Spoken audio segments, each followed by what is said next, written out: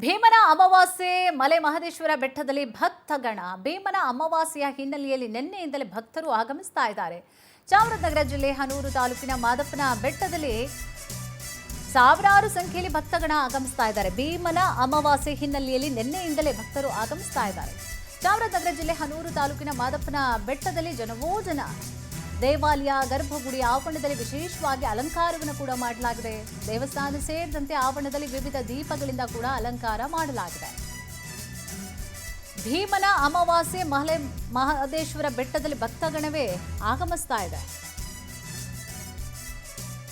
ನಿನ್ನೆಯಿಂದಲೇ ಭಕ್ತರು ಆಗಮಿಸ್ತಾ ಇದ್ದಾರೆ. ಚಾಮರಾಜನಗರ ಜಿಲ್ಲೆ ಹನೂರು ತಾಲೂಕಿನ ಮಾದಪ್ಪನ ಬೆಟ್ಟಕ್ಕೆ ಸಾವಿರಾರು ಸಂಖ್ಯೆಯಲ್ಲಿ ಜನ ಆಗಮಿಸ್ತಾ ಇದ್ದಾರೆ. ವಿಶೇಷವಾದಂತಹ ಪೂಜೆ ಅಲಂಕಾರ ಇವತ್ತು ಮಾಡಲಾಗಿದೆ. ವಾವ್, ನೋಡಿ ಎಷ್ಟು ಅದ್ಭುತವಾಗಿ ಹೂಗಳಿಂದ ಅಲಂಕಾರ ಮಾಡಲಾಗಿದೆ ಅಂತ. ಗರ್ಭಗುಡಿಯನ್ನು ಹೂಗಳಿಂದ ವಿಧ ವಿಧವಾದಂತಹ ಹೂಗಳಿಂದ ಅಲಂಕಾರ ಮಾಡಲಾಗಿದೆ. ಕಂಪ್ಲೀಟ್ ಆಗಿ ಆ ಕಂಬಗಳಿರ್ಬೋದು, ಗರ್ಭಗುಡಿ ಇರ್ಬೋದು, ಎಲ್ಲ ಭಾಗದಲ್ಲೂ ಒಳಗಡೆನೂ ಕೂಡ ಜೊತೆಗೆ ಹೊರಭಾಗದಲ್ಲೂ ಕೂಡ ಬಹಳ ಅದ್ಭುತವಾಗಿ ಹೂಗಳಿಂದ ಅಲಂಕಾರ ಮಾಡಲಾಗಿದೆ. ಹೆಚ್ಚಿನ ಸಂಖ್ಯೆಯಲ್ಲಿ ಜನರು ಕೂಡ ಆಗಮಿಸ್ತಾ ಇದ್ದಾರೆ. ಭೀಮನ ಅಮಾವಾಸ್ಯೆ ಅಲ್ವಾ, ಸೊ ಗಂಡ ಚೆನ್ನಾಗಿರಬೇಕು, 100 ಕಾಲ ಆರೋಗ್ಯವಾಗಿ ಇರಬೇಕು, ಮುತ್ತೈದೆ ಸಾವಿರಬೇಕು, ಹೀಗೆ ಅವರ ಮನಸ್ಸಿನಲ್ಲಿ ಇರುವಂತಹ ರೀತಿಯಾಗಿ ಬಂದು ಈಗಾಗಲೇ ಭಕ್ತರು ಕೂಡ ಹೆಚ್ಚಿನ ಸಂಖ್ಯೆಯಲ್ಲಿ ತಮ್ಮ ಕುಟುಂಬಕ್ಕೆ ಒಳ್ಳೆಯದಾಗಬೇಕು, ನಾಡಿಗೆ ಒಳ್ಳೆಯದಾಗಬೇಕು ಅಂತೇಳಿ ಪ್ರಾರ್ಥನೆಗಳನ್ನು ಕೂಡ ಸಲ್ಲಿಸ್ತಾ ಇದ್ದಾರೆ.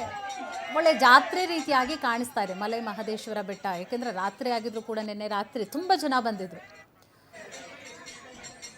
ಇದೇ ವಿಚಾರ ಸಂಬಂಧವಾಗಿ ಹೆಚ್ಚಿನ ಡೀಟೇಲ್ಸನ್ನು ಕೂಡ ನೀಡ್ತಾ ಹೋಗ್ತಾರೆ ನಮ್ಮ ಪ್ರತಿನಿಧಿ ಶ್ರೀನಿವಾಸ್ ನಾಯಕ್. ಅಮಾವಾಸ್ಯೆ ಅಂದರೆ ಭೀಮನ ಅಮಾವಾಸ್ಯೆಯ ದಿನ ಒಳ್ಳೆ ಜಾತ್ರೆ ರೀತಿಯಾಗಿ ಕಾಣಿಸ್ತಾ ಇದೆ. ನಾವು ಅದರ ದೃಶ್ಯಾವಳಿಯನ್ನ ಕೂಡ ಗಮನಿಸ್ತಾ ಇದ್ದೀವಿ. ವಿಶೇಷ ಪೂಜೆ ಅಲಂಕಾರ ಎಲ್ಲ ಯಾವ ರೀತಿ ಆಗಿದೆ ಬೆಟ್ಟದಲ್ಲಿ, ಎಷ್ಟರ ಸಂಖ್ಯೆಯಲ್ಲಿ ಜನ ಕೂಡ ಇವತ್ತು ಆಗಮಿಸುವಂತಹ ನಿರೀಕ್ಷೆಗಳು ಇದೆ, ಏನಿದೆ ಮಾಹಿತಿ? ಕುಸುಮ, ಏನಂತಂದ್ರೆ ಚಾಮರಾಜನಗರ ಜಿಲ್ಲೆಯ ಸುಪ್ರಸಿದ್ಧ ದೇವಾಲಯಗಳಲ್ಲಿ ಒಂದಾದ ಮಲೆ ಮಹದೇಶ್ವರ ಬೆಟ್ಟ ಅಂತಂದ್ರೆ ನಿಜಕ್ಕೂ ಕೂಡ ಈಗ ದಿನೇ ದಿನೇ ಈ ಭಕ್ತರ ಸಂಖ್ಯೆ ಸಾಕಷ್ಟು ಹೆಚ್ಚಾಗ್ತಾ ಇದೆ ಅಂತಾನೆ ಹೇಳ್ಬೋದಾಗಿದೆ. ರಾಜ್ಯ ಅಷ್ಟೇ ಅಲ್ಲದೆ ಹೊರ ರಾಜ್ಯದ ತಮಿಳುನಾಡಿನಿಂದ ಸಾಕಷ್ಟು ಜನ ಈ ಒಂದು ಏನು ಮಹದೇಶ್ವರ ಬೆಟ್ಟಕ್ಕೆ ಬರ್ತಾರೆ. ಅದರಲ್ಲಿ ವರ್ಷದಲ್ಲಿ 3 ಬಾರಿ ಜಾತ್ರೆಗಳಾಗ್ತವೆ. ಆದ್ರೆ ಅಮಾವಾಸ್ಯೆಗಳಿಗೂ ವಿಶೇಷವಾದ ಒಂದು ದಿನವನ್ನ ಆಚರಣೆ ಮಾಡ್ಲಾಗ್ತದೆ ಅಲ್ಲಿ. ಸೊ ಅದರಲ್ಲೂ ಭೀಮನ ಅಮಾವಾಸ್ಯೆ ಅಂತಂದ್ರೆ ನಿಜಕ್ಕೂ ಕೂಡ ಇದೊಂದು ಜಾತ್ರೆ ತರನೇ ಒಂದು ವಾತಾವರಣ ಕ್ರಿಯೇಟ್ ಆಗಿದೆ ಅಂತಾನೆ ಹೇಳ್ಬೋದಾಗಿದೆ. ಸಾಕಷ್ಟು ನಿನ್ನೆಯಿಂದನೇ ಸಾಕಷ್ಟು ಜನ ಬಂದು ಅಲ್ಲಿ ಅವರ ತಮ್ಮ ಇಷ್ಟಾರ್ಥ ಸೇವೆಗಳನ್ನ ಮಾಡಿಸೋದಾಗ್ಲಿ, ದೇವ್ರ ದರ್ಶನ ಮಾಡೋದಾಗ್ಲಿ ಮಾಡ್ತಾನೆ ಇದ್ದಾರೆ.